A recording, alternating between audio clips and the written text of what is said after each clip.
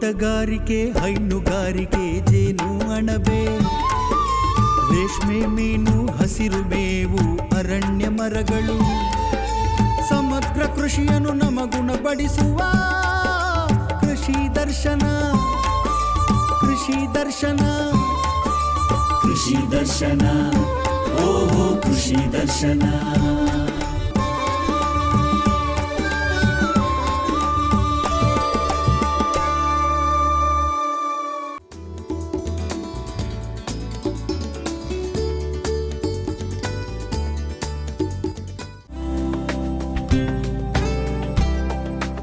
ಇತ್ತೀಚಿನ ದಿನಗಳಲ್ಲಿ ನಮ್ಮ ರೈತಾಪಿ ವರ್ಗ ಕೃಷಿಯಲ್ಲಿ ಅತಿ ಹೆಚ್ಚು ರಸಗೊಬ್ಬರ ಬಳಕೆ ಮಾಡುತ್ತಿರುವುದನ್ನು ಕಾಣಬಹುದು.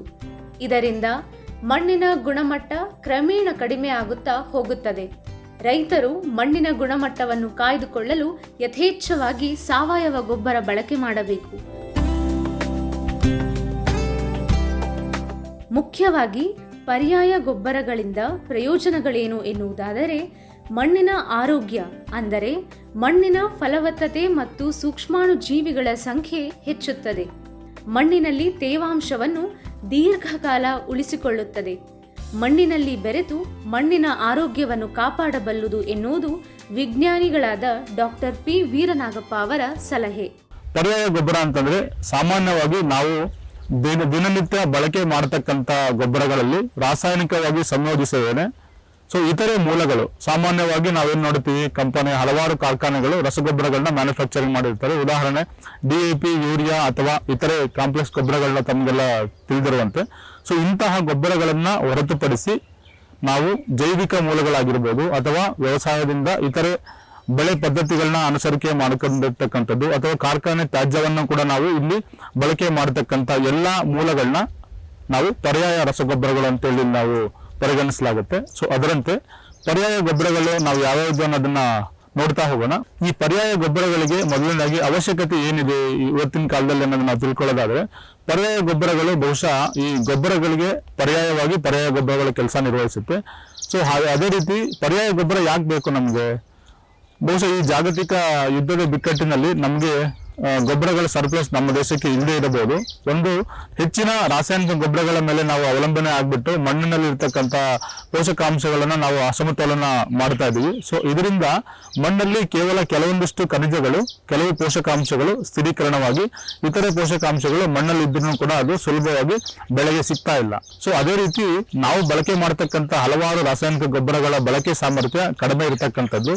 ಇನ್ನು ನೈಸರ್ಗಿಕವಾಗಿ ಪೋಷಕಾಂಶಗಳ ಮೂಲನ ನಾವು ಸರಿಯಾಗಿ ಬಳಕೆ ಮಾಡ್ತಾ ಇಲ್ಲ. ಸೊ ಇದರಿಂದ ಮಣ್ಣಿನ ಮಾಲಿನ್ಯ ಆಗುತ್ತೆ. ಸೊ ಅದೇ ರೀತಿ ಪರಿಸರದ ಮಾಲಿನ್ಯ ಕೂಡ ನಾವು ಇತ್ತೀಚೆಗೆ ಗಮನಿಸಬಹುದು. ಸೊ ಈ ಎಲ್ಲಾ ಕಾರಣಗಳಿಂದ ನಾವು ಪರ್ಯಾಯ ರಸಗೊಬ್ಬರಗಳ ಮೊರೆಯನ್ನ ಹೋಗಬೇಕಾಗುತ್ತೆ. ಸೊ ಅದರಂತೆ ನಾವು ನೋಡೋದಾದ್ರೆ, ಮೊದಲನೇದು ಪರ್ಯಾಯ ರಸಗೊಬ್ಬರಗಳಲ್ಲಿ ಸಾವಯವ ಮೂಲದಲ್ಲಿರ್ತಕ್ಕಂಥ ಗೊಬ್ಬರಗಳನ್ನ ನಾವು ತಿಳ್ಕೊಳ್ಳೋಣ. ಸಾವಯವ ಗೊಬ್ಬರ ಅಂತಂದ್ರೆ ತಮ್ಗೆಲ್ಲ ಗೊತ್ತಿದೆ, ಕೊಟ್ಟಿಗೆ ಗೊಬ್ಬರ ಮೊದಲನೇದು. ಬಹುಶಃ ಎಲ್ಲಾ ರೈತರು ಇದನ್ನ ಯಥೇಚ್ಛವಾಗಿ ಬಳಕೆ ಮಾಡ್ತಿರ್ತಾರೆ. ಸೊ ಇಲ್ಲ ಅಂತಂದ್ರೆ ಎರೆಹುಳು ಗೊಬ್ಬರನ ಪರ್ಯಾಯ ಗೊಬ್ಬರವಾಗಿ ಬಳಕೆ ಮಾಡಬಹುದು. ಅದು ಸಾವಯವ ಮೂಲದ ಪರ್ಯಾಯ ರಸಗೊಬ್ಬರವಾಗಿ. ಇದ್ರ ಜೊತೆಗೆ ಯಾವುದೇ ಒಂದು ನಮ್ಮ ನಗರಕ್ಕೆ ಅಥವಾ ನಗರ ಪ್ರದೇಶಕ್ಕೆ ಹೊಂದಿಕೊಂಡಿರ್ತಕ್ಕಂಥ ಈ ನಗರ ತ್ಯಾಜ್ಯವನ್ನ ಬಳಕೆ ಮಾಡಿಕೊಂಡು ಸಿಟಿ ಕಾಂಪೋಸ್ಟ್ ಅಂತ ಹೇಳಿ ಪ್ರಿಪೇರ್ ಮಾಡಿರ್ತಾರೆ. ಸೊ ಅದನ್ನು ಕೂಡ ಬಳಕೆ ಮಾಡಬಹುದು. ಇತರೆ ಕೃಷಿ ಮತ್ತು ಕೃಷಿಗೆ ಸಂಬಂಧಿತ ಕೈಗಾರಿಕೆ ಅಥವಾ ಕಾರ್ಖಾನೆ ತ್ಯಾಜ್ಯವನ್ನು ಕೂಡ ಇಲ್ಲಿ ನಾವು ಪರ್ಯಾಯ ಗೊಬ್ಬರವಾಗಿ ಬಳಕೆ ಮಾಡಬಹುದು. ಅದಕ್ಕೆ ಉದಾಹರಣೆ ಈ ಶುಗರ್ ಕೇನ್ ಇಂಡಸ್ಟ್ರಿಯಲ್ಲಿ ಇದೆ, ಕಬ್ಬಿನ ತರಗಿನಲ್ಲಿ ಬಯೋ ಪೊಟ್ಯಾಸಿಯಂ ಅಂತ ಹೇಳ್ಬಿಟ್ಟು ಒಂದು ಬೈ ಪ್ರಾಡಕ್ಟ್ ಸಿಗುತ್ತೆ. ಅದನ್ನು ಕೂಡ ಪರ್ಯಾಯ ಗೊಬ್ಬರವಾಗಿ ಬಳಕೆ ಮಾಡಬಹುದು. ಅದರಲ್ಲೂ ವಿಶೇಷವಾಗಿ ಇದು ಸಾವಯವ ಮೂಲದ ಗೊಬ್ಬರ ಆಗಿರುತ್ತೆ. ಇನ್ನು ಎರಡನೆಯ ವಿಧಾನ ಇದರಲ್ಲಿ ಹಸಿರೆಲೆ ಗೊಬ್ಬರ. ಸೊ ಹಸಿರೆಲೆ ಗೊಬ್ಬರ ಯಾಕೆ ಪ್ರಚಲಿತದಲ್ಲಿದೆ ಅಂತಂದ್ರೆ, ಇತ್ತೀಚಿನ ದಿನಗಳಲ್ಲಿ ನಮ್ಮ ವಿಶ್ವವಿದ್ಯಾನಿಲಯಕ್ಕೆ ಹಲವಾರು ರೈತ ಬಾಂಧವರು ವಿಶೇಷವಾಗಿ ಹಸಿರೆಲೆ ಗೊಬ್ಬರ ಬೀಜಗಳನ್ನ ಹುಡ್ಕೊಂಡು ಆನ್ಲೈನ್ ಅಲ್ಲಿ ಆಗ್ಬೋದು ಅಥವಾ ಇತರೆ ಪ್ಲಾಟ್ಫಾರ್ಮ್ ಅಲ್ಲಿ ಹುಡ್ಕೊಂಡು ಬಂದಿರ್ತಾರೆ. ಸೊ ಕಾರಣ ಇಷ್ಟೇ, ಇತ್ತೀಚೆಗೆ ಯಾರು ಸ್ವಲ್ಪ ದನ ಅಥವಾ ಹೈನುಗಾರಿಕೆಯನ್ನ ಮಾಡ್ತಾ ಇಲ್ಲ, ಹಳ್ಳಿ ಕಡೆ ಜಾಸ್ತಿ ಎಮ್ಮೆ ದನ ಕಟ್ಕೊಳ್ಳೋಕೆ ಆಸಕ್ತಿ ತೋರಿಸ್ತಾ ಇಲ್ಲ. ಸೊ ಅಂತಹ ರೈತರು ಪರ್ಯಾಯ ಮೂಲವಾಗಿ ಹಸಿರೆಲೆ ಗೊಬ್ಬರಗಳನ್ನ ನೀವು ಬಳಕೆ ಮಾಡಿದ್ದಾದ್ರಲ್ಲಿ ಭೂಮಿಗೆ ನಾವು ಸಾರಜನಕ ಕೊಟ್ಟಂಗಾಗುತ್ತೆ. ಅದೇ ರೀತಿ ಸಾವಯವ ಇಂಗಾಲನ ನಾವು ಮಣ್ಣಿಗೆ ಕೊಡೋದ್ರಿಂದ ಸೊ ಇದು ಸಾವಯವ ಮೂಲದ ಪರ್ಯಾಯ ಗೊಬ್ಬರ. ಸೊ ಗ್ರೀನ್ ಮ್ಯಾನ್ಯೂರಿಂಗ್ ಅಲ್ಲಿ ನಾವು ಸಾಮಾನ್ಯವಾಗಿ ಎರಡು ವಿಧವನ್ನ ನಾವು ಗಮನಿಸಬಹುದು. ಉದಾಹರಣೆಗೆ ಹೊಂಗೆ ಅಥವಾ ಗ್ಲಿಡ್ಸಿಡಿಯಾ ಇಂತಹ ಗೊಬ್ಬರಗಳನ್ನ ಬದುನಲ್ಲಿ ಬೆಳೆಸಿಬಿಟ್ಟು ಆ ಒಂದು ಸೊಪ್ಪನ್ನ ತಂದು ನಮ್ಮ ಜಮೀನಿಗೆ ಹಾಕಿ ಬಳಕೆ ಮಾಡಿ ನಾವು ಕೃಷಿ ಮಾಡ್ತಕ್ಕಂಥದ್ದು, ಅದನ್ನ ಗ್ರೀನ್ ಮ್ಯಾನ್ಯೂರಿಂಗ್ ಎಕ್ಸಿಟ್ ಅಂತ ಕರೀತಾರೆ. ಸೊ ಅದೇ ರೀತಿ ಗ್ರೀನ್ ಮ್ಯಾನ್ಯೂರಿಂಗ್ ಇನ್ಸಿಟ್ ಯಾವುದೇ ಒಂದು ದ್ವಿದಳ ಧಾನ್ಯವನ್ನ ಬೆಳೆಗಳನ್ನ ಅಲಸಂದೆ ಆಗಿರ್ಬೋದು ಅಥವಾ ದಯಂಚ ಆಗಿರ್ಬೋದು, ಇನ್ನು ಅಪಸೆಣಬು ಆಗಿರ್ಬೋದು, ಇಂತಹ ಬೆಳೆಗಳನ್ನ ಸುಮಾರು 30 ರಿಂದ 45 ದಿನ ತನಕ ಬೆಳೆಸಿ ಅಲ್ಲಲ್ಲಿ ಹೂ ಬರೋದಕ್ಕೆ ಸ್ಟಾರ್ಟ್ ಆಗುತ್ತೆ. ಸೊ ಅಂತ ಹಂತದಲ್ಲಿ ನಾವು ಅದನ್ನ ಕಟಾವ್ ಮಾಡಿ ಭೂಮಿಗೆ ಅಥವಾ ಮಣ್ಣಿಗೆ ಸೇರಿಸಿದಾಗ ಸೊ ಅದರಿಂದ ಸುಮಾರು 80 ರಿಂದ 100 kg ವಾತಾವರಣದಲ್ಲಿ ಇರತಕ್ಕಂಥ ಸಾರಜನಕವನ್ನ ನಾವು ಮಣ್ಣಿಗೆ ಸ್ಥಿರೀಕರಣ ಮಾಡಿದ ರೀತಿ ಆಗುತ್ತೆ. ಸೊ ಇದರಿಂದ ಮಣ್ಣಿನಲ್ಲಿ ಭೌತಿಕ ಹಾಗೂ ರಾಸಾಯನಿಕ ಜೈವಿಕ ಗುಣಗಳು ಹೆಚ್ಚಾಗುತ್ತೆ. ಸೊ ಇದು ಒಂದು ಕೂಡ ಸಾವಯವ ಮೂಲದ ಪರ್ಯಾಯ ಗೊಬ್ಬರ ಅಂತ ಹೇಳಿ ತಪ್ಪಾಗಲಾರ್ದು. ಇನ್ನು ಮುಂದುವರೆದು 3ನೇ ವಿಧದಲ್ಲಿ ನಾವು ನೋಡ್ಬೋದು ಜೈವಿಕ ಗೊಬ್ಬರಗಳು. ಬಹುಶಃ ಜೈವಿಕ ಗೊಬ್ಬರಗಳು ಇತ್ತೀಚಿನ ದಿನಗಳಲ್ಲಿ ಅತ್ಯಂತ ಪ್ರಮುಖವಾದಂತಹ ಪಾತ್ರವನ್ನು ವಹಿಸುತ್ತೆ. ಜೈವಿಕ ಮೂಲಗಳಿರ್ತಕ್ಕಂಥ ಗೊಬ್ಬರನ ನಾವು ಸುಮಾರು ವಿಧಗಳಾಗಿ ವಿಂಗಡಣೆ ಮಾಡ್ತೀವಿ. ಅಂದ್ರೆ ಯಾವ ಪೋಷಕಾಂಶವನ್ನ ವಾತಾವರಣದಲ್ಲಿ ಇರ್ತಕ್ಕಂಥ ಪೋಷಕಾಂಶವನ್ನ ಮಣ್ಣಿನಲ್ಲಿ ಸ್ಥಿರೀಕರಣ ಮಾಡ್ತಕ್ಕಂಥದ್ದಾಗಿರ್ಬೋದು, ಅಥವಾ ಮಣ್ಣಿನಲ್ಲಿ ದೊರೆತಕ್ಕಂಥ ಕೆಲವು ಖನಿಜಗಳನ್ನ ಸುಲಭವಾಗಿ ಬೆಳೆಗೆ ಸಿಗೋ ರೀತಿ ಪರಿವರ್ತನೆ ಮಾಡ್ತಕ್ಕಂಥ ಸೂಕ್ಷ್ಮಜೀವಿಗಳನ್ನ ಒಂದು ವರ್ಗೀಕರಣ ಅಂತ ನಾವು ಹೇಳ್ತೀವಿ. ಸೊ ಅದರಂತೆ ನಾವು ನೋಡೋದಾದ್ರೆ ವಾತಾವರಣದಲ್ಲಿ ಇರ್ತಕ್ಕಂಥ ಸಾರಜನಕವನ್ನ ಮಣ್ಣಲ್ಲಿ ಸ್ಥಿರೀಕರಣ ಮಾಡೋದಕ್ಕೆ ವಿಶೇಷವಾಗಿ ಏಕದಳ ಧಾನ್ಯದ ಬೆಳೆಗಳಾಗಿದ್ರೆ ಅಜಿಟೋಬ್ಯಾಕ್ಟರ್ ಅಥವಾ ಅಜೋಸ್ಪೈರಿಲಮ್ ಅಂತಕ್ಕಂಥ ಒಂದು ಸೂಕ್ಷ್ಮ ಜೀವಿನ ನಾವು ಬಳಕೆ ಮಾಡಬಹುದು. ದ್ವಿದಳ ಧಾನ್ಯ ಬೆಳೆಗಳನ್ನೇನಾದ್ರು ನೀವು ಬೆಳೀತಾ ಇದ್ದೀರ ಅಂತಂದ್ರೆ ದ್ವಿದಳ ಧಾನ್ಯಕ್ಕೆ ಸೂಕ್ತ ಸಾರಜನಕ ಸ್ಥಿರೀಕರಣ ಜೀವಾಣು ಅಂತ ನಾವು ನೋಡೋದಾದ್ರೆ ರೈಜೋಬಿಯಂ ಇದೆ, ಅಥವಾ ರೈಜೋಬಿಯಂನಲ್ಲಿ ವಿವಿಧ ಪ್ರಭೇದದ ಜೀವಿಗಳನ್ನ ನೀವು ಬಳಕೆ ಮಾಡಬಹುದು. ಇದನ್ನ ಹೊರತುಪಡಿಸಿ ಪೊಟ್ಯಾಸಿಯಂ ಅನ್ನು ಸಾಮಾನ್ಯವಾಗಿ ಮಣ್ಣಿನಲ್ಲಿರ್ತಕ್ಕಂಥ ಪೊಟ್ಯಾಸಿಯಂನ ಆಸ್ಪರ್ಜಿಲಸ್ ನೈಜರ್ ಅಂತ ಹೇಳ್ಬಿಟ್ಟು ನಾವೊಂದು ಸೂಕ್ಷ್ಮ ಜೀವಿನ ಹೇಳ್ತೀವಿ ನಾವು. ಸೊ ಈ ಒಂದು ಜೀವಿ ಮಣ್ಣಲ್ಲಿರ್ತಕ್ಕಂಥ ಪೊಟ್ಯಾಸಿಯಂನ ಸುಲಭವಾಗಿ ಬೆಳೆಗೆ ಸಿಗೋ ರೀತಿ ಪರಿವರ್ತನೆ ಮಾಡಿ ಕೊಡುತ್ತೆ. ಸೊ ಇದನ್ನು ಕೂಡ ಬಳಕೆ ಮಾಡಬಹುದು. ಇದಾದ ನಂತರ ಸತು ಅಥವಾ ಇತರೆ ಕ್ಯಾಲ್ಸಿಯಂ ಮತ್ತು ಮತ್ತಿತರ ಲಘು ಪೋಷಕಾಂಶವನ್ನ ಬೆಳೆಗೆ ಸುಲಭವಾಗಿ ಸಿಗೋ ರೀತಿ ಕೊಡ್ತಕ್ಕಂಥ ಹಲವಾರು ಸೂಕ್ಷ್ಮ ಜೀವಿಗಳ ಮಿಶ್ರಣ ನಮ್ಮ ಕೃಷಿ ವಿಶ್ವವಿದ್ಯಾಲಯದಲ್ಲಿ ಕೂಡ ಪರ್ಚೇಸ್ ಮಾಡಬಹುದು ಅಥವಾ ಇತರೆ ಕೇಂದ್ರಗಳಲ್ಲಿ ತೆಗೆದುಕೊಳ್ಳಬಹುದಾಗಿದೆ. ಇದು ಜೈವಿಕ ಮೂಲಗಳಿರ್ತಕ್ಕಂಥ ಸಾಮಾನ್ಯವಾಗಿ ಪರ್ಯಾಯ ಗೊಬ್ಬರಗಳನ್ನು ನಾವು ನೋಡೋದಾದ್ರೆ, ಇನ್ನು ಮುಂದುವರೆದು ಕೆಲವೊಂದು ಪೋಷಕಾಂಶಗಳನ್ನು ಈಗ ಗೊಬ್ಬರ ತಯಾರಿಕೆ ಮಾಡಿದ ನಂತರ ಕೆಲವೊಂದು ಖನಿಜಗಳನ್ನ ನಾವು ವ್ಯವಸಾಯದಲ್ಲಿ ಪರ್ಯಾಯ ಗೊಬ್ಬರವಾಗಿ ಬಳಕೆ ಮಾಡಬಹುದಾಗಿದೆ. ಅದರಲ್ಲಿ ನಾವು ಉದಾಹರಣೆ ನೋಡೋದಾದ್ರೆ ಶಿಲಾರಂಜಕ, ತಾವೆಲ್ಲರೂ ಕೇಳಿರ್ತೀರಾ. ವಿಶೇಷವಾಗಿ ಆಮ್ಲೀಯ ಮಣ್ಣಲ್ಲಿ ನಾವು ಶಿಲಾರಂಜಕವನ್ನ ಬಳಕೆ ಮಾಡಬಹುದು. ಇದಾದ ನಂತರ ಮುಂದುವರೆದು ಪೊಟ್ಯಾಸಿಯಂ ಅನ್ನೋ ಖನಿಜವನ್ನ ಸಾಮಾನ್ಯವಾಗಿ ವರ್ಮಿಕ್ಯುಲೇಟ್ ಮತ್ತು ಇಲ್ಲೈಟ್ ಅಂತ ಹೇಳ್ಬಿಟ್ಟು 2 ಖನಿಜಗಳಿದೆ. ಸೊ ಈ ಖನಿಜಗಳನ್ನ ಸಾಮಾನ್ಯವಾಗಿ ಪೊಟ್ಯಾಸಿಯಂ ಗೊಬ್ಬರನ ತಯಾರಿಕೆ ಮಾಡಲಿಕ್ಕೆ ಬಳಕೆ ಮಾಡಲಾಗುತ್ತೆ. ಸೊ ಇದನ್ನ ಕಾರ್ಖಾನೆಯಿಂದ ಗೊಬ್ಬರ ತಯಾರಿಕೆ ಆದ ನಂತರ ಈ ವರ್ಮಿಕ್ಯುಲೇಟ್ ಅಥವಾ ಇಲ್ಲೈಟ್ ಅಂತ ಖನಿಜವನ್ನ ನಾವು ವ್ಯವಸಾಯದಲ್ಲೂ ಕೂಡ ಪರ್ಯಾಯ ಗೊಬ್ಬರವಾಗಿ ಬಳಕೆ ಮಾಡಬಹುದು. ಇದಾದ ನಂತರ ಮುಂದುವರೆದಂತಹ ಪರ್ಯಾಯ ಮೂಲದ ಗೊಬ್ಬರಗಳು ಅಂತಂದ್ರೆ ಸಾಮಾನ್ಯವಾಗಿ ಮರದ ಬೂದಿ ಆಗಿರ್ಬೋದು. ಸೊ ಕೆಲವೊಂದು ಕಾರ್ಖಾನೆಯ ಕಿಟ್ಟ ಅಥವಾ ತ್ಯಾಜ್ಯಗಳಂತ ನಾವು ಕರಿತೀವಿ. ಸೊ ವಿಶೇಷವಾಗಿ ಪೇಪರ್ ಮಿಲ್ ಎಫ್ಲುಯೆಂಟ್ ಆಗಿರ್ಬೋದು, ಅಥವಾ ರೈಲ್ವೆ ಗಾಲಿ ವೇಸ್ಟ್ ಆಗಿರ್ತಕ್ಕಂಥ ನಾವು ಬೇಸಿಕ್ ಸ್ಲ್ಯಾಗ್ ಅಂತ ಕರಿತೀವಿ. ಸೊ ಅದನ್ನು ಕೂಡ ನಾವು ಇಲ್ಲಿ ಬಳಕೆ ಮಾಡಬಹುದು. ಇನ್ನು ವಿಶೇಷವಾಗಿ ಕ್ಯಾಲ್ಸಿಯಂ ಮತ್ತು ಮೆಗ್ನೀಷಿಯಂನ ಪೂರೈಕೆ ಮಾಡೋದಕ್ಕೆ ಕ್ಯಾಲ್ಸೈಟ್ ಮತ್ತು ಡೋಲೋಮೈಟ್ ಅಂತ ಹೇಳ್ಬಿಟ್ಟು ಕೆಲವೊಂದು ಖನಿಜಗಳಿದೆ, ಅದನ್ನು ಕೂಡ ವ್ಯವಸಾಯದಲ್ಲಿ ಬಳಕೆ ಮಾಡಲಾಗುತ್ತೆ. ಸೊ ಇದ್ರ ಜೊತೆಗೆ EDTA ಫಾರ್ಮ್ ಅಲ್ಲಿ ಇರ್ತಕ್ಕಂಥ ಕೆಲವು ಸೂಕ್ಷ್ಮ ಪೋಷಕಾಂಶಗಳಾಗಿರ್ತಕ್ಕಂಥ ಜಿಂಕ್ ಇರ್ಬೋದು, ಅಥವಾ ಐರನ್, ಮ್ಯಾಂಗನೀಸ್ ಮತ್ತು ಸತು. ಸೊ ಇಂತಹ ಖನಿಜಗಳನ್ನ ಕೂಡ ನಾವು ಪರ್ಯಾಯ ಮೂಲದ ಗೊಬ್ಬರವಾಗಿ ಬಳಕೆ ಮಾಡಬಹುದು. ಇತ್ತೀಚಿನ ದಿನಗಳಲ್ಲಿ ಮುಂದುವರೆದು ವಿವಿಧ ರಾಸಾಯನಿಕ ಮೂಲದಲ್ಲಿ ಇರ್ತಕ್ಕಂಥ ಕೆಲವೊಂದು ಗೊಬ್ಬರಗಳನ್ನು ಕೂಡ ನಾವು ಪರ್ಯಾಯ ಮೂಲದಾಗಿ ಬಳಕೆ ಮಾಡಬಹುದಾಗಿದೆ. ಅದನ್ನ ಯಾವುದಪ್ಪ ಅಂತ ನೋಡೋದಾದ್ರೆ ವಿಶೇಷವಾಗಿ ತಾವೆಲ್ಲರೂ ಕೇಳಿರ್ತೀರಾ ನ್ಯಾನೋ ಗೊಬ್ಬರಗಳಂತ ಹೇಳ್ಬಿಟ್ಟು. ನ್ಯಾನೋ ಯೂರಿಯಾ ಮತ್ತು ನ್ಯಾನೋ DAP ಇತ್ತೀಚಿನ ಈಗ ಆಲ್ರೆಡಿ ಪ್ರಸಕ್ತ ಮಾರುಕಟ್ಟೆನಲ್ಲಿದೆ.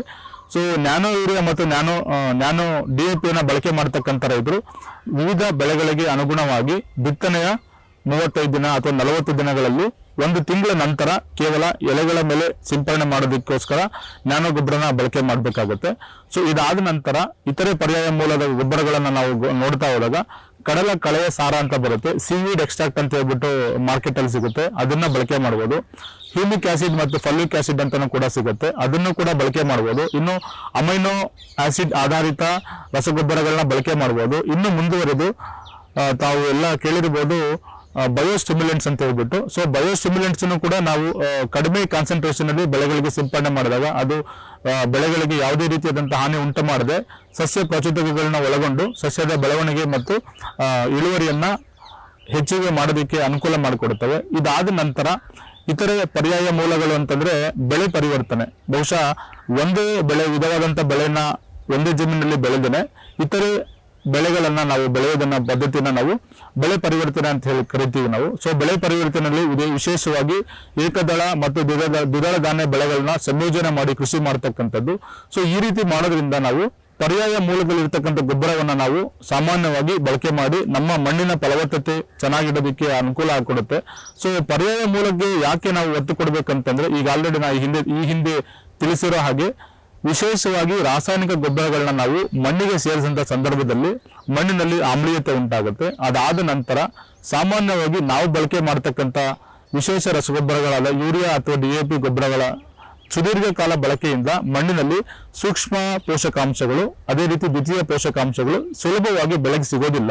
ಸೊ ಆಗ ಏನಾಗುತ್ತೆ, ಪೋಷಕಾಂಶಗಳ ಅಸಮತೋಲನ ಉಂಟಾಗುತ್ತೆ. ಸೊ ಪೋಷಕಾಂಶಗಳ ಅಸಮತೋಲನದಿಂದ ಮಣ್ಣಿನಲ್ಲಿ ಆಮ್ಲೀಯತೆ ಉಂಟಾಗಬಹುದು, ಅಥವಾ ಯಾವುದಾದರೂ ಒಂದು ಪೋಷಕಾಂಶ ಹೆಚ್ಚಾಗಿದ್ದು, ವಿಶೇಷವಾಗಿ ರಂಜಕದ ಪ್ರಮಾಣ ಮಣ್ಣಿನಲ್ಲಿ ಜಾಸ್ತಿ ಆಗಿದ್ರೆ ಕ್ಯಾಲ್ಸಿಯಂ ಮತ್ತು ಬೋರಾನ್ ಬೆಳೆಗಳಿಗೆ ಮಣ್ಣಲ್ಲಿದ್ರೂ ಕೂಡ ಸಿಗೋದಿಲ್ಲ. ಸೊ ಇಂತಹ ಸನ್ನಿವೇಶಗಳು ನಮಗೆ ತಲೆದೋರುತ್ತೆ.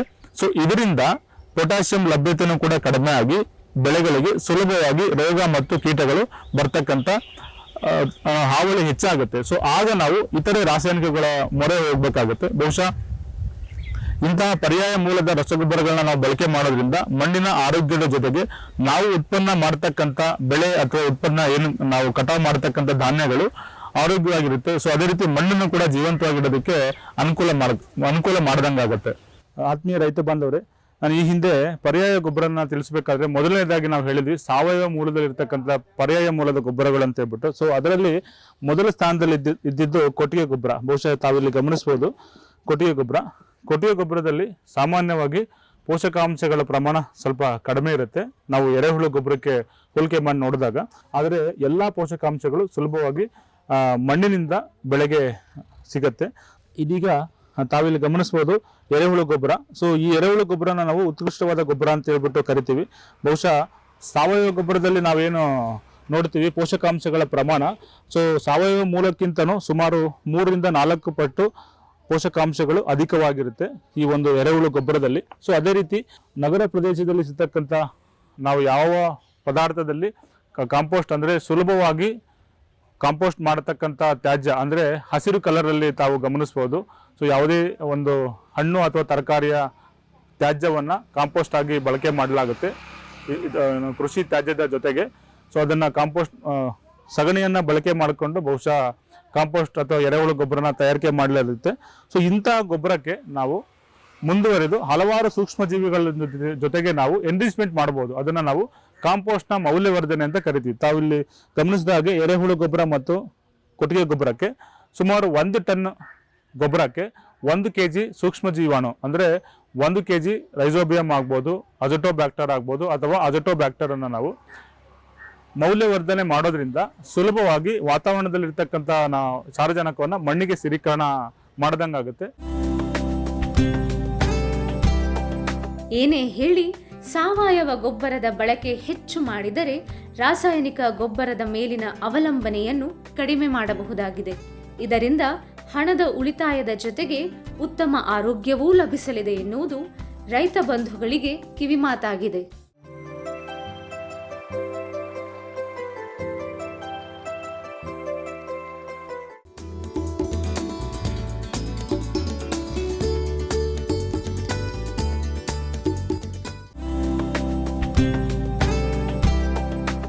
ಬೆಂಗಳೂರು ನಗರ ಜಿಲ್ಲೆ, ಬೆಂಗಳೂರು ದಕ್ಷಿಣ ತಾಲೂಕು, ಕೆಂಗೇರಿ ಹೋಬಳಿಗೆ ಸೇರಿದ OB ಚೂಡಹಳ್ಳಿಯ ಪ್ರಗತಿಪರ ಯುವ ಕೃಷಿಕ ವಿ ಚಂದನ್ ಅವರು ಮೀನು ಕೃಷಿಯಲ್ಲಿ ಯಶಸ್ಸು ಕಂಡವರು. ಮೂಲತಃ ಮೈಸೂರಿನವರಾದ ವಿ ಚಂದನ್ ಮೊದಲು ಖಾಸಗಿ ಕಂಪನಿಗಳಲ್ಲಿ ಕೆಲಸ ಮಾಡುತ್ತಿದ್ದರು. ಆದರೆ ಅಷ್ಟೊಂದು ಸುಖಿಯಾಗಿರಲಿಲ್ಲ.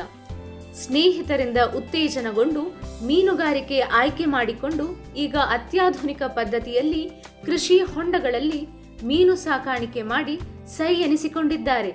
ಆತ್ಮೀಯ ವೀಕ್ಷಕರೇ ನಮಸ್ಕಾರ. ಕೃಷಿ ದರ್ಶನ ಕಾರ್ಯಕ್ರಮಕ್ಕೆ ತಮ್ಮೆಲ್ಲರಿಗೂ ಆತ್ಮೀಯವಾದಂಥ ಸ್ವಾಗತ. ವೀಕ್ಷಕರೇ, ಪ್ರಾರಂಭದಲ್ಲಿ ಮನುಷ್ಯ ಕಾಡಿನಲ್ಲಿ ವಾಸ ಮಾಡ್ತಿದ್ದ ನಿಜ. ಆ ನಂತರದಲ್ಲಿ ಏನು ಮಾಡ್ದ, ಅಲ್ಲಿ ಇಲ್ಲಿ ಹೇಗೆ ಆಹಾರ ಸಿಗುತ್ತೆ, ಎಲ್ಲೆಲ್ಲಿ ಸಿಗುತ್ತೆ ಅಂತ ಹುಡುಕಿ ತನ್ನ ಜೀವನವನ್ನು ಮಾಡ್ತಾಯಿದ್ದ. ಆ ನಂತರದಲ್ಲಿ ಅದರ ಜೊತೆಗೆ ಹಣ್ಣುಗಳಿರಬಹುದು, ಬೇರುಗಳಿರಬಹುದು, ಹೀಗೆ ಬೇರೆ ಬೇರೆ ಆಹಾರವನ್ನು ಸಂಗ್ರಹಣೆ ಮಾಡೋದು ಒಂದು ಉದ್ಯೋಗ ಅನ್ನಿಸ್ಕೊಂಡ್ರೆ ಮತ್ತೊಂದು ಮೀನುಗಾರಿಕೆಯು ಕೂಡ ಒಂದು ಉದ್ಯೋಗ ಆಯಿತು. ಅದು ಕೇವಲ ಆವತ್ತಿಗಷ್ಟೇ ಅಲ್ಲ, ಇವತ್ತಿಗೂ ಸಹ ಮೀನುಗಾರಿಕೆ ಒಂದು ಉದ್ಯಮವಾಗಿಯೂ ಕೂಡ ಬೆಳ್ಕೊಂಡು ಬರ್ತಾ ಇದೆ. ಇಂತಹ ಮೀನು ಸಾಕಾಣಿಕೆಯನ್ನು ಮಾಡ್ತಿರುವಂತಹ ಒಬ್ಬ ಪ್ರಗತಿಪರ ರೈತರು ಅಂತಂದರೆ ಚಂದನ್ ಅವರು. ಅವರು ಮೂಲತಃ ಮೈಸೂರಿನವರು ಆದರೂ ಸಹ ತಮ್ಮ ಬಳಿ ಜಮೀನು ಇಲ್ಲದೇ ಇದ್ದರೂ ಸಹ ಬೇರೆ ಕಡೆ ಬಂದು ಅಲ್ಲಿ ಗುತ್ತಿಗೆಗೆ ಪಡ್ಕೊಂಡು ಜಮೀನನ್ನು ಅಲ್ಲಿ ಮೀನುಗಾರಿಕೆಯನ್ನು ಮಾಡ್ತಾ ಇದ್ದಾರೆ. ಬನ್ನಿ ಅಂತಹ ಪ್ರಗತಿಪರ ಚಂದನ್ ಅವ್ರನ್ನ ನಾವು ಮಾತನಾಡಿಸೋಣ.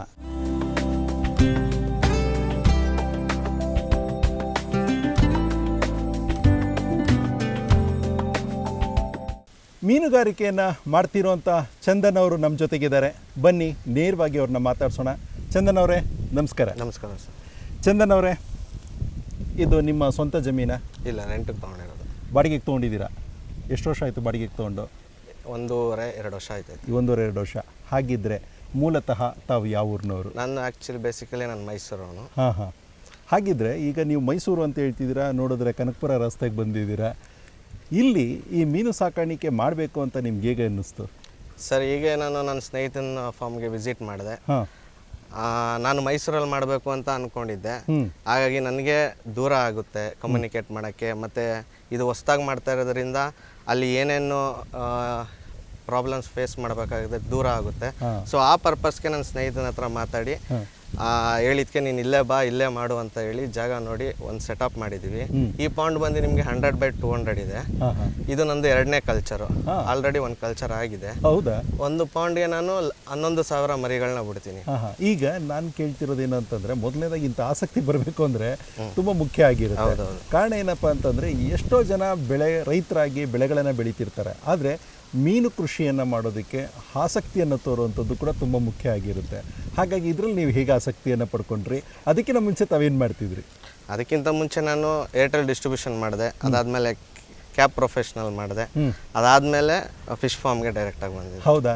ಯಾಕೆ ಇದನ್ನೆಲ್ಲ ಈ ಕಸಬುಗಳೆಲ್ಲ ಬಿಟ್ಬಿಟ್ಟು ನೇರವಾಗಿ ಮೀನು ಸಾಕಾಣಿಕೆ ಮಾಡೋಣ ಅಂತ ಯಾಕೆ ಅನ್ನಿಸ್ತು ನಿಮಗೆ? ಸರ್, ನನಗೆ ಫಾರ್ಮಿಂಗ್ ಅಂದರೆ ಮೊದಲಿಂದನೂ ಇಷ್ಟ ಆಯಿತು. ಅದು ತುಂಬ ಮುಖ್ಯ. ಹಾಗಿದ್ರೆ ಹಿಂದೆನೇ ಮಾಡ್ಬೋದಿತ್ತಲ್ವಾ? ಈ ಹಿಂದೆನೇ ನಿಮಗೇನೋ ಜಮೀನು ಅನ್ನೋದು ಸ್ವಂತ ಏನಾರು ಇದೆಯಾ? ಇಲ್ಲ ಸರ್, ಇಲ್ಲ, ಸ್ವಂತ ಏನಿಲ್ಲ. ಆದರೆ ನೇರವಾಗಿ ಮೀನು ಸಾಕಾಣಿಕೆ ಮಾಡಬೇಕು ಅನ್ನೋ ಆಸಕ್ತಿ ನಿಮ್ಮನ್ನು ಇಲ್ಲಿ ತನಕ ಕರ್ಕೊಂಡು ಬಂದಿದೆ. ಹಾಗಿದ್ರೆ ಚಂದನ್ ಅವರೇ, ಎಷ್ಟು ಜಾಗವನ್ನು ನೀವು ಬಾಡಿಗೆಗೆ ಪಡ್ಕೊಂಡ್ರಿ? 1 ಎಕರೆ. 1 ಎಕರೆ. 1 ಎಕರೆ ಪ್ರದೇಶದಲ್ಲಿ ಈಗ ನೀವು ಸಾಕಾಣಿಕೆಗೆ ಅಂತ ಬಳಸ್ತಿರೋದು ಎಷ್ಟು? ಬಳಸ್ತಿರೋದು ಬಂದು 1/2 ಎಕರೆ. ಅರ್ಧ ಎಕರೆ ಪಾಂಡ್ಗೆ ಅಂತ ಇದು. ಈ ಅರ್ಧ ಎಕರೆ ನೀವು ಮಾಡ್ಕೊಳ್ಬೇಕು ಅಂದರೆ ಪ್ರಾರಂಭದಲ್ಲಿ ಎಷ್ಟು ಹಣ ನಿಮಗೆ ಖರ್ಚು ಮಾಡಬೇಕಾಗಿ ಬಂತು? ಸರ್, ಈ ಪಾಂಡ್ ಕನ್ಸ್ಟ್ರಕ್ಷನ್ಗೆ ಆಲ್ಮೋಸ್ಟ್ ಒಂದು 12 ಲ್ಯಾಕ್ಸ್ವರೆಗೂ ಖರ್ಚಾಯಿತು. 12 ಲಕ್ಷ ಪಾಂಡ್ಗೆ. ಅರ್ತ್ ವರ್ಕ್ ಬರುತ್ತೆ, ಟಾರ್ಪಲ್ ಬರುತ್ತೆ, polls, bird net, shade net, aerators, pipeline systems, sludge outing systems, drainage systems, ಅದೆಲ್ಲ ಮಾಡಬೇಕಾದ್ರೆ ಖರ್ಚು ಹೆವಿ ಬರುತ್ತೆ. ಅಷ್ಟು ಬಂತು. ಈಗ ನೀವು ಹೇಳ್ತಾ ಇದ್ರಿ, ನಮ್ಮ ಸ್ನೇಹಿತರ ಹತ್ರ ಹೋಗಿ ನಾನು ತರಬೇತಿಯನ್ನು ಪಡ್ಕೊಂಡೆ ಅಂತ ಅಂದ್ಬಿಟ್ಟು. ಎಲ್ಲಿ ತರಬೇತಿಯನ್ನು ಪಡ್ಕೊಂಡಿದ್ದು, ಹೇಗೆ? ಸರ್, ಕರ್ನಾಟಕದಲ್ಲೇ ಪ್ರತಿಷ್ಠವಾದ ಕಂಪ್ನಿ CR ಅಕ್ವಾಟೆಕಲ್ಲೇ ನಾನು ತರಬೇತಿ ಪಡೆದಿದ್ದು. ಅಂದರೆ ಹೇಗೆ ನಿಮ್ಗೆ ಅವ್ರು ಹೇಗೆ ಪರಿಚಯ ಆಯಿತು? ಸರ್, ಆ್ಯಕ್ಚುಲಿ ನಾವು ಅವರೆಲ್ಲ ಬಂದು ಕ್ಲಾಸ್ಮೇಟ್ಸು. ಜೊತೆಲೇ ಓದ್ತಿರೋ? ಅವರು ಜೊತೆಲೇ ಚಿಕ್ಕ ವಯಸ್ಸಿನ ಓದ್ತಾ ಇದ್ವಿ. ಅವ್ರ ಪ್ರೊಫೆಷ್ನಲ್ಲೇ ಬೇರೆ ಇತ್ತು, ನನ್ನ ಪ್ರೊಫೆಷ್ನಲ್ಲೇ ಬೇರೆ ಇತ್ತು. ಹೌದು. ನನ್ನ ಪ್ರೊಫೆಷ್ನಲ್ಲಿ ನಾನೇನು ಸಕ್ಸಸ್ ಮಾಡೋಕ್ಕಾಗದ ಕಾರಣ ನಾನೇ ಹೋಗಿ ಅವ್ರ ಹತ್ರ ಡೈರೆಕ್ಟಾಗಿ ಕೇಳಿದೆ. ಬಾಯಿಲಿ ಅಂತ ಅವರೇ ಖುದ್ದಾಗಿ ಕರೆದು ಜಾಗ ನೋಡಿ ಎಲ್ಲ ಸೆಟಪ್ ಎಲ್ಲ ಮಾಡಿಸಿ ಈ ಮಟ್ಟಿಗೆ ನಿಲ್ಲಿಸಿದ್ದಾರೆ. ಓಕೆ. ಈಗ ಹಾಗಿದ್ರೆ ನಾನು ಕೇಳೋವಂಥದ್ದು, ಈಗ ಪ್ರಾರಂಭದಲ್ಲಿ ನೀವು ಶುರು ಮಾಡಿದ್ರಲ್ಲ, ತರಬೇತಿ ಅನ್ನೋದು ತುಂಬ ಮುಖ್ಯ ಆಗುತ್ತೆ. ಅಲ್ಲಿ ಏನೇನು ಕಲ್ತ್ರಿ ನೀವು? Water management, medicine management, feed management, ಮತ್ತು ಡಿಸೀಸ್ ಯಾವ ಥರ ಬಂದರೆ ಯಾವ ಮೆಡಿಸಿನ್ ಕೊಡಬೇಕು, ಮತ್ತು ಫಿಶ್ನ ಡಿಸೀಸ್ ಬರ್ದಂಗೆ ಯಾವ ಥರ ಕಂಟ್ರೋಲ್ ಮಾಡಬೇಕು, ಅದೆಲ್ಲ ಟ್ರೈನಿಂಗ್ ಮಾಡಿ. ಈಗ ನಾನು ಕೇಳೋದು, ಪ್ರಾರಂಭದಲ್ಲಿ ನೀವು ಮರಿ ತಂದ್ರಲ್ಲ, ಎಷ್ಟು ದಿವಸದ ಮರಿ ಅದು? ಅದು ಆಲ್ಮೋಸ್ಟ್ 2 ಮಂತ್ಸ್ ಮರಿ ಇರ್ಬೋದು. 2 ತಿಂಗಳ ಮರಿಯನ್ನು ತೊಗೊಂಬರ್ತೀರಾ. ಮುಖ್ಯವಾಗಿ ಅನೇಕ ಜಾತಿಗಳನ್ನ ನಾವು ಕಾಣ್ತೀವಿ ನಾವು ಈ ಮೀನುಗಾರಿಕೆಯಲ್ಲಿ. ಆ ಮೀನುಗಾರಿಕೆಯಲ್ಲಿ ಮುಖ್ಯವಾಗಿ ನನಗೆ ಆದಾಯವನ್ನು ತಂದುಕೊಡುವಂಥದ್ದು, ಇದರಲ್ಲಿ ನನಗೆ ಆದಾಯ ಸಿಗುತ್ತೆ ಅನ್ನೋಂಥ ಯಾವುದು ಆಯ್ಕೆ ಮಾಡ್ಕೊಂಡಿದ್ದೀರಾ? ಮುರಲ್ನ ಪಡ್ಕೊಂಡಿದ್ದೀರಾ? ಹಾಗಿದ್ರೆ ಈ ಮುರಲ್ ಪಡ್ಕೊಂಡಿದ್ದೀರಲ್ಲ, 2 ತಿಂಗಳ ಮರಿಯನ್ನು ತಂದ್ರಿ. ಮರಿಯನ್ನು ತಂದು ಯಾವ ಒಂದು ಅಳತೆಯ ತೊಟ್ಟಿಯಲ್ಲಿ ತಾವು ಸಾಕಿದ್ದು ಪ್ರಾರಂಭದಲ್ಲಿ? ನಾವು ಬಂದು 6 ಡಯಾಮೀಟರ್ ಟ್ಯಾಂಕ್ಸ್ ಮಾಡಿಕೊಂಡು ಹಾಂ ಹಾಂ ಅದರಲ್ಲಿ 100 ಗ್ರಾಮ್ಸ್ ಬರೋವರೆಗೂ ಅಲ್ಲೇ ಇದು ಮಾಡಿ ಸಾಕಿ ಆನಂತರ ಪಾಂಡಿಗೆ ಬಿಟ್ಟಿರಿ. ಈಗ ನೀವು ಮರಿಗಳನ್ನ ತಂದ್ರಿ, ಸಾಕೋದಕ್ಕೆ ಪ್ರಾರಂಭ ಮಾಡಿದ್ರಿ, ಆಗ ಯಾವ ರೀತಿಯಲ್ಲಿ ಅದಕ್ಕೆ ಆಹಾರವನ್ನು ನೀಡಬೇಕಾಗುತ್ತೆ ಅಂತೀರಾ? ಆಹಾರ ಬಂದಿಷ್ಟೆಲ್ಲ ಫೀಡ್ ಅದೇನಂದರೆ grade wise S3, S5, S7, S10 ಈ ಥರ ಸಪ್ರೇಟ್ ಇರುತ್ತೆ. ಯಾಕಂದರೆ ಆ ಸೈಜ್ ಮರಿಗಳಿಗೆ ಆ ಸೈಜ್ ಫೀಡ್ನೇ ಕೊಡಬೇಕಾಗುತ್ತೆ. ಹಾಂ, ಹಾಗಿದ್ರೆ ಪ್ರಾರಂಭದಲ್ಲಿ ನೀವೇನು ಹೇಳಿದ್ರಲ್ಲ, ಅದಕ್ಕೆ ಎಷ್ಟು ಪ್ರಮಾಣದಲ್ಲಿ ನೀವು ಆಹಾರವನ್ನು ನೀಡ್ತೀರಾ? ಸರ್ ಅದು ಬಂದು ಫಿಶ್ ಟು ಬಾಡಿ ವೆಯ್ಟ್ ಮೇಲೆ 5%ನ ಫೀಡ್ನ ನಾವು ಕೊಡ್ತೀವಿ. ಹಾಂ ಹಾಂ. ಹಾಗಿದ್ರೆ ಈಗ ನೀವು ಆ ಒಂದು ಏನಲ್ಲಿ ಸಾಕಾಣಿಕೆ ಮಾಡ್ತಿರಲ್ಲ, ಆ ಸಾಕಾಣಿಕೆ ಮಾಡಿದ ನಂತರದಲ್ಲಿ, ಅಂದರೆ ಪೋಷಣೆ ಮಾಡಿದ ನಂತರದಲ್ಲಿ ನೀವೇನು ಮಾಡ್ತೀರಾ ಅಂತಂದರೆ ತಂದು ಈ ಒಂದು ತೊಟ್ಟಿಗೆ ಅಂದರೆ ಈ ರೀತಿಯಲ್ಲಿ ಬಿಡ್ತೀರಾ ನೀವು? ಒಂದು ಟ್ಯಾಂಕಲ್ಲಿ 11,000 ಮರಿನ ನಾವು ಅವ್ರ ಹತ್ರ ತಗೊಂಡು ನಾವು ಗ್ರೋತ್ ಮಾಡ್ತೀನಿ. ಇನ್ನೇನು ಕಲ್ಚರ್ ಮುಗಿತಿದ್ದಂಗೆ ಕ್ಲೀನಿಂಗ್ಗೆ 10 ಡೇಸ್ ಬೇಕಾಗುತ್ತೆ ಪಾಂಡದು. ಕ್ಲೀನ್ ಆದ ನಂತರ ಆ 11,000 ಮರಿ ಏನಿದೆ ಅದನ್ನು ತಂದು ಪಾಂಡ್ಗೆ ಬಿಡ್ತೀವಿ. ನಂಗೆ ಆಲ್ಮೋಸ್ಟು 4 ಮಂತ್ಸ್ ಬೇಕಾಗುತ್ತೆ ಕಲ್ಚರ್ ತೆಗಿಯೋಕ್ಕೆ. ಹಾಂ ಹಾಂ. ಅಂದರೆ ಮತ್ತೆ ಇಲ್ಲಿಗೂ ಮತ್ತು ಇಲ್ಲಿಗೂ ಏನು ವ್ಯತ್ಯಾಸ ಇರುತ್ತೆ? ಯಾಕೆ ಇಲ್ಲಿ ಬಿಟ್ಟಿರ್ತೀರ ಪ್ರಾರಂಭದಲ್ಲಿ, ಆ ನಂತರದಲ್ಲಿ ಯಾಕೆ ಇಲ್ಲಿ ಬಿಡಬೇಕು? ಸರ್ ವರ್ಷಕ್ಕೆ 2 ಬೆಳೆ ತೆಗಿಯೋಂಥ ಒಂದು ಐಡಿಯಾ ಇಟ್ಕೊಂಡು ನಾವು ಹೋಗ್ತಾ ಇರೋದು. ಸೊ ಹಾಗಾಗಿ ಇಲ್ಲಿ ನಮಗೆ ಒಂದು 100 ಗ್ರಾಮ್ಸ್ನ ಗ್ರೋತ್ ಮಾಡಿ ಆ ಟೈಮಲ್ಲಿ ಇಲ್ಲಿ ಕಲ್ಚರ್ ಬಂದಿರುತ್ತೆ. ಒಂದು 10 ಡೇಸ್ ಆಯ್ತಿದ್ದಂಗೆ ಮತ್ತೆ ಕ್ಲೀನಿಂಗ್ ಎಲ್ಲ ಪ್ರೋಸೆಸ್ ಮುಗಿದ ತಕ್ಷಣ ಈ 11,000 ಮರಿನ ಡೈರೆಕ್ಟ್ ನಾವು ಪಾಂಡಿಗೆ ಬಿಡ್ತೀವಿ. ಹಾಂ ಹಾಂ. ಅಂದರೆ ಇನ್ನುಳಿದಂಥ ಅವಧಿ ಎಲ್ಲವೂ ಕೂಡ ಇಲ್ಲೇ ಬೆಳೆಯುತ್ತೆ. ಇಲ್ಲಿ ಆಹಾರ ಹೇಗೆ ಅದಕ್ಕೆ ಕೊಡ್ತಿರ್ತೀರಾ? ಇಲ್ಲೂ ಅಷ್ಟೇ ಸರ್, ಡೈಲಿ 3 ಟೈಮ್ಸ್ ಕೊಡ್ತೀವಿ. ಆಮೇಲೆ ಲಾಸ್ಟ್ ಇನ್ನೊಂದು 1.5 ಮಂತ್ಸ್ 2 ಮಂತ್ಸ್ ಆ ಟೈಮಲ್ಲಿ ಅವ್ರು ಬಂದು 2 ಟೈಮ್ಸ್ ಕೊಡ್ತೀವಿ ಡೈಲಿ. ಬೆಳಗ್ಗೆ 1 ಟೈಮು ಮತ್ತು ಈವ್ನಿಂಗ್ 1 ಟೈಮ್. ಹಾಂ ಹಾಂ. ಹಾಗಿದ್ರೆ ಈಗ ಇದಕ್ಕೆ ತಾವು ಹೇಳ್ತಾ ಇದ್ರಿ, ಏನಾದರೂ ರೋಗ ರುಜಿನಗಳೇನಾದರೂ ಬರೋ ಸಾಧ್ಯತೆಗಳಿದೆಯಾ, ಹೇಗೆ? ಹೌದು, ಖಂಡಿತ. ನಾವು ಯಾವಾಗ ವಾಟರ್ ಕ್ವಾಲಿಟಿನ ನಾವು ಕರೆಕ್ಟಾಗಿ ಮೇಂಟೈನ್ ಮಾಡಿಲ್ಲ ಅಂತಂದರೆ ವಾಟರ್ ಚೇಂಜ್ ರೆಗ್ಯುಲರ್ ಆಗಿ ವೀಕ್ಲಿ ಅಥವಾ 10 ಡೇಸ್ ಒನ್ಸ್ ನಾವು ವಾಟರ್ ಚೇಂಜ್ ಮಾಡಿ ಫ್ರೆಶ್ ವಾಟರ್ನ ನಾವು ಫಿಲ್ ಮಾಡದೆ ಹೋದ್ರೆ ಖಂಡಿತವಾಗ್ಲೂ ಮೀನು ಇನ್ಫೆಕ್ಷನ್ ಎಲ್ಲ ಬರುತ್ತೆ, ಡೆತ್ ಆಗೋ ಸಾಧ್ಯತೆಗಳಿರುತ್ತೆ, ಲಾಸ್ ಅಂತೂ ಖಂಡಿತ ಆಗೇ ಆಗುತ್ತೆ. ವಾಟರ್ ಚೇಂಜ್ ಆದ ನಂತರನೂ ನಾವು ಮೆಡಿಸಿನ್ಸ್ನ ಹಾಕ್ಲೇಬೇಕು. ಯಾಕಂದರೆ ಪ್ರಿಕಾಷನ್ಸ್ ಇಸ್ ಕ್ಯೂರ್ ಅಂತಾರಲ್ಲ ಆ ಥರ. ಹಾಂ ಹಾಂ. ಹಾಗಿದ್ರೆ ಈಗ ಈ ರೋಗಗಳು ಬರಬಾರ್ದು ಅನ್ನುವಂಥದ್ದಿದ್ರೆ ಮುಖ್ಯವಾಗಿ ನಾವು ಏನಂತಂದರೆ ವಿಶೇಷವಾಗಿ ಇದು ತಾವು ಹೇಳ್ತಾ ಇದ್ರಿ, ಸ್ವಚ್ಛತೆ ತುಂಬ ಮುಖ್ಯ ಆಗುತ್ತೆ, ಮತ್ತು ನೀರಿನ ಒಂದು ಶುದ್ಧತೆ ತುಂಬ ಮುಖ್ಯ ಆಗುತ್ತೆ ಅಂತ ಅಂದ್ಬಿಟ್ಟು, ಆ ಶುದ್ಧತೆಯನ್ನು ಹೇಗೆ ಕಾಪಾಡ್ಕೊಳ್ಳುವಂಥದ್ದು? ಸರ್ ನಾವು ಮೆಡಿಸಿನ್ಸ್ ಅಂತ ಯೂಸ್ ಮಾಡ್ತೀವಿ. ಪಾಲಿಗಾರ್ಡು, ಪೊಟ್ಯಾಷಿಯಮ್ಮು, ಸಾಲ್ಟು ಆ ಥರ ಮಿಶ್ರಣ ಮಾಡಿ ಡೈರೆಕ್ಟ್ ಪಾಂಡ್ಗೆ ನಾವು ಅಪ್ಲೈ ಮಾಡ್ತೀವಿ. ಆಫ್ಟರ್ ಫಿಲ್ಲಿಂಗ್ ಫ್ರೆಶ್ ವಾಟರ್ ಅದನ್ನ ನಾವು ಯೂಸ್ ಮಾಡ್ತೀವಿ. ಅಂದ್ರೆ ಎಷ್ಟು ದಿವಸ? ಅಂದ್ರೆ 10 ಡೇಸ್ ಒನ್ಸ್ ಮಾಡ್ತೀವಿ ಸರ್. ಓ, ಅಂದ್ರೆ 10 ದಿವಸಕ್ಕೆ ಒಂದ್ಸರಿ ನಾವು ನೀರನ್ನ ಬದಲಾಯಿಸ್ತಾ ಹೋಗ್ತಿರ್ಬೇಕಾಗುತ್ತೆ. ಖಂಡಿತ. ಹಾಗಾಗಿ ನೀವು ಈ ಔಷಧಿಯನ್ನು ಬಳಸ್ತಿರಲ್ಲ, ಅದರ ಪ್ರಮಾಣ ಹೇಗೆ ಬಳಸಬೇಕಾಗುತ್ತೆ? ಯಾಕಂದ್ರೆ ಹೆಚ್ಚು ಆಗಬಾರ್ದು, ಕಡಿಮೆನೂ ಆಗಬಾರ್ದು, ಉದ್ದೇಶಕ್ಕೋಸ್ಕರ. ಸರ್ ಇದು 1/2 ಎಕರ್ ಪಾಂಡ್ಗೆ ನಾವು 1 ಲೀಟರ್ ಪಾಲಿಗಾರ್ಡು, 300 ಗ್ರಾಮ್ಸ್ ಪೊಟ್ಯಾಷಿಯಮು ಮತ್ತು 15 kg ನಾನ್ ಅಯೋಡಿನ್ ಸಾಲ್ಟ್ನ ಯೂಸ್ ಮಾಡಿ ಎಲ್ಲ ಡೈಲ್ಯೂಟ್ ಮಾಡಿ ಆನಂತರ ನಾವು ಪಾಂಡ್ಗೆ ಸ್ಪ್ರೇ ಮಾಡ್ತೀವಿ. ಮತ್ತು ಈಗ ನೀವು ಹೇಳ್ತಾ ಇದ್ರಿ ಆಹಾರ ಕೂಡ ತುಂಬ ಮುಖ್ಯ ಆಗುತ್ತೆ. ವಿಶೇಷವಾಗಿ ಏನಾದರೂ ಅದಕ್ಕೆ ಕೊಡ್ತೀರಾ? ಫೀಡ್ ಮಿಕ್ಸರ್ಸ್ ಕೊಡ್ತೀವಿ, ವಿಟಮಿನ್ ಸಿ ಕೊಡ್ತೀವಿ, ಅದಾದಮೇಲೆ ಗಟ್ ಕ್ಲಿಯರ್ ಕೊಡ್ತೀವಿ, ಅದಾದಮೇಲೆ ಮಿನರಲ್ಸ್ ಕೊಡ್ತೀವಿ. ವಿಟಮಿನ್ ಸಿ ಬಂದು ಗ್ರೋತ್ ಪರ್ಪಸ್ಸು, ಗಟ್ ಕ್ಲಿಯರ್ ಬಂದು ನಿಮಗೆ ಡೈಜೆಷನ್ನ ಕ್ಲಿಯರ್ ಆಗೋಕ್ಕೆ, ಮಿನರಲ್ಸ್ ಬಂದು ಫಾಸ್ಟ್ ಗ್ರೋತ್ ಆಗಿ ಒಳ್ಳೆ ಸೈಜ್ ಬರೋಕ್ಕೆ ನಾವು ಕೊಡ್ತೀವಿ. ಈಗ ನೀವು ಹೇಳಿದ್ರಲ್ಲ, ಈ ರೀತಿಯಲ್ಲಿ ಬೆಳೆಯುವಂಥ ಸಂದರ್ಭದಲ್ಲಿ ಇದನ್ನೆಲ್ಲ ಕೊಟ್ಟಿರ್ತೀರ, ಪೌಷ್ಟಿಕಾಂಶ ಕೊಟ್ಟಿರ್ತೀರ, ತುಂಬ ಚೆನ್ನಾಗಿ ಬೆಳೆದಿದೆ ಅಂತ ಈಗ ಮಾರುಕಟ್ಟೆಗೆ ಹೋಗಬೇಕು ಅಂದರೆ, ಅದು ಸಿದ್ಧವಾಗಿದೆ ಅಂತಂದರೆ ಒಂದು ಮೀನು ಎಷ್ಟು KGಯನ್ನು ತೂಗುತ್ತೆ? ಸರಿ, ಈಗ ನನ್ನ ಪಾಂಡ್ಗೆ ಬಂದು 11,000 ಮರಿ ಬಿಟ್ಟಿದ್ದೀನಿ. ಸೊ ಈ ಪಾಂಡಲ್ಲಿ 11,000 ಮರಿ 11 ಟನ್ ಮೇಲೆ ಫೀಡ್ ಕನ್ಸಪ್ಷನ್ ಆಗಿದ್ದರೆ ಅದು ಕಲ್ಚರ್ಗೆ ರೆಡಿ ಇದೆ ಅಂತ ಅರ್ಥ. ಸೊ ಆ ಟೈಮಲ್ಲಿ ನಾವೇನು ಮಾಡ್ತೀವಿ, ಫಿಶ್ ನೀರನ್ನ ಡೌನ್ ಮಾಡ್ತಿದ್ದಂಗೆ ಡ್ರ್ಯಾಗ್ ಮಾಡಿ ಮಾರುಕಟ್ಟೆಗೆ ಸಾಗಿಸ್ತೀವಿ ಸರ್. ಈಗ ನೀವು ಆ ರೀತಿಯಲ್ಲಿ ಸಾಗಾಣಿಕೆ ಮಾಡ್ತಿರಲ್ಲ, ಆಯ್ಕೆ ಮಾಡುವಂಥದ್ದು ಅನೇಕ ಸಂದರ್ಭದಲ್ಲಿ ಏನಾಗ್ಬಿಡುತ್ತೆ, ನಾನು ಇಷ್ಟು ಹಾಕಿದ್ದೆ ಅಷ್ಟನ್ನು ನಾನು ಒಟ್ಟಿಗೆ ತೊಗೊಳ್ಳೋ ಬದಲು ನಾನೇನಾದ್ರು ಆಯ್ಕೆ ಮಾಡ್ಕೊಳ್ತೀನಿ ಅಂತ ಅಂದ್ಬಿಟ್ಟು, ಅಂದರೆ ತುಂಬ ದೊಡ್ಡದಾಗಿದೆ, ಇದು ಚೆನ್ನಾಗಿದೆ, ಈಗ ಇದನ್ನು ತೊಗೊಳ್ಳೋಣ, ಇದು ಇನ್ನೊಂದು ಸ್ವಲ್ಪ ಬೆಳಿಬೇಕು, ಇದೊಂದು ಸ್ವಲ್ಪ ಬಿಡೋಣ, ಆ ಥರದ್ದು ಏನಾದರೂ ಆಯ್ಕೆ ಮಾಡ್ಕೊಳ್ತೀರಾ, ಹೇಗೆ? ಸರಿ, ಮಾರುಕಟ್ಟೆಯಲ್ಲಿ 800 ಗ್ರಾಮ್ ಮೇಲಿದೆ, ಅದಕ್ಕೂ ಫಸ್ಟ್ ಗ್ರೇಡ್, ಅದಕ್ಕೆ ಆದಂಥ ಅದಕ್ಕೆ ಬೆಲೆ ಇರುತ್ತೆ. ನೆಕ್ಸ್ಟ್ ಬರೋದು 750 ಗ್ರಾಮ್ಸಿಂದ 600ವರೆಗೂ, ಅದಕ್ಕೆ ಸೆಕೆಂಡ್ ಗ್ರೇಡ್ ಅಂತ ಅಂತಾರೆ. ಅದಕ್ಕೆ ಬೇರೆ ಆದಂಥ ರೇಟ್. ಇನ್ನು ಮಿಕ್ಕಿದೇನಿದೆ ಅದು ಥರ್ಡ್ ಗ್ರೇಡ್, ಅದಕ್ಕೆ ಬೇರೆ ಥರ ರೇಟ್ ಇರುತ್ತೆ.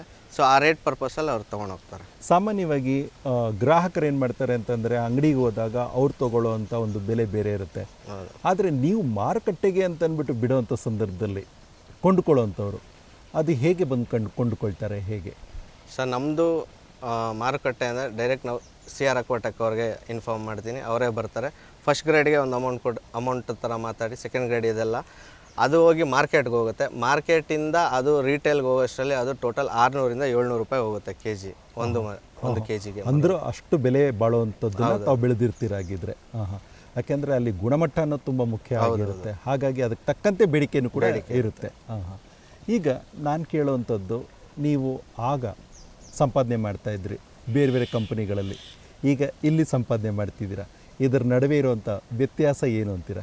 ಅಲ್ಲಿಗೂ ಇಲ್ಲಿಗೂ ಅಜಗಜಾಂತರ ವ್ಯತ್ಯಾಸ ಇದೆ. ಅಲ್ಲಿ ಟೆನ್ಷನ್ನು, ಪ್ರೆಷರು. ಇಲ್ಲೇನಿದೆ ಆರಾಮ್ ಬರಬೇಕು, ನಮ್ಮದು ಟೈಮಿಂಗ್ ಪ್ರಕಾರ ನೀಟಾಗಿ ಫೀಡಿಂಗ್ ಮಾಡಿಕೊಂಡು ಅದನ್ನು ಮೇಂಟೈನ್ ಮಾಡ್ಕೊಂಡು ಹೋದರೆ ಅದೇ ಸಾಕು. ಹಾಗೆ ಅದಕ್ಕೂ ಇದಕ್ಕೂ ಚೆನ್ನಾಗಿದೆ. ಹೌದಲ್ವಾ? ಇದ್ರ ಜೊತೆಗೆ ನಾನು ಇನ್ನೊಂದು ಕೇಳೋದೇನಪ್ಪ ಅಂತಂದರೆ, ನಿಮಗೆ ಲಾಭದ ಅಂದರೆ ಒಂದು ರೀತಿಯಲ್ಲಿ ಮನಸ್ಸಿಗೆ ಶಾಂತಿ ಸಿಗ್ತಾ ಇದೆ, ಯಾಕೆಂದರೆ ಈ ರೀತಿಯಲ್ಲಿ ಮೀನು ಸಾಕಾಣಿಕೆಯನ್ನು ಮಾಡ್ತಾ ಇದ್ದೀರಾ. ಇದ್ರ ಜೊತೆಗೆ ಆದಾಯ ಅಲ್ಲಿಗೂ ಮತ್ತು ಇಲ್ಲಿಗಿರುವಂಥ ವ್ಯತ್ಯಾಸ ಏನಿದೆ ಅಂತೀರಾ? ಫಸ್ಟು ಅಂತಂದರೆ ನಾನು ತಿಂಗಳಿಗೆ ಒಂದು 30,000ವರೆಗೂ ನಾನು ಸಂಪಾದನೆ ಮಾಡ್ತಾಯಿದ್ದೆ. ಈಗ ಅದು ನನಗೆ ವಾರಕ್ಕೆ ಒಂದು ಸರಿ ಬರೋಂಗಾಗಿದೆ. ಅಂದರೆ ನೋಡಿ, ಒಬ್ಬ ಮನುಷ್ಯ ಸ್ವಂತ ಕಷ್ಟಪಟ್ಟರೆ ಹೇಗೆ ಪ್ರತಿಫಲ ಸಿಗುತ್ತೆ ಅನ್ನೋದಕ್ಕೆ ಚಂದನ್ ಅವರು ಹೇಳ್ತಿರೋಂಥ ಮಾತು ಇದು ಸತ್ಯ ಆಗುತ್ತೆ. ಅಂದರೆ ಇಲ್ಲಿ ಕಷ್ಟಪಡೋದು ತುಂಬ ಮುಖ್ಯ ಆಗುತ್ತೆ. ಅದ್ರ ಜೊತೆಗೆ ನಾನು ಪ್ರಾಮಾಣಿಕವಾಗಿ ಕೆಲಸ ಮಾಡ್ತಿದ್ದೀನಿ ಅನ್ನೋದು ಇದು ಮತ್ತಷ್ಟು ಕೆಲಸವನ್ನು ಕೊಡುವಂಥದ್ದು, ಅರ್ಥಾತ್ ಯಶಸ್ಸನ್ನು ಕೊಡುವಂಥದ್ದು.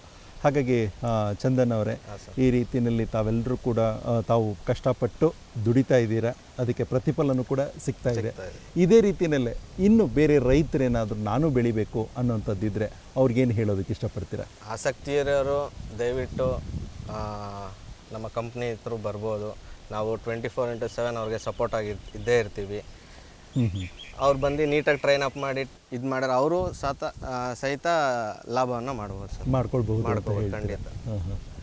ನೋಡಿದ್ರಲ್ಲ ವೀಕ್ಷಕರೇ, ಚಂದನ್ ಅವರು ಮೀನುಗಾರಿಕೆ ಮಾಡೋದ್ರ ಮೂಲಕ, ಮೀನನ್ನು ಪೋಷಣೆ ಮಾಡೋದ್ರ ಮೂಲಕ ಅದರಲ್ಲೂ ಕೂಡ ಲಾಭವನ್ನು ಪಡ್ಕೊಂಡು ತಮ್ಮ ಸ್ವಂತ ಉದ್ದಿಮೆಯನ್ನು ಮಾಡ್ತಾ ಬಂದಿದ್ದಾರೆ. ಅವ್ರಿಗೆ ನಮ್ಮ ದೂರದರ್ಶನದ ಪರವಾಗಿ ಹಾಗೂ ನಮ್ಮೆಲ್ಲ ವೀಕ್ಷಕರ ಪರವಾಗಿ ಅನಂತ ಧನ್ಯವಾದಗಳನ್ನು ಹೇಳೋಣ. ನಮಸ್ಕಾರ. ನಮಸ್ಕಾರ.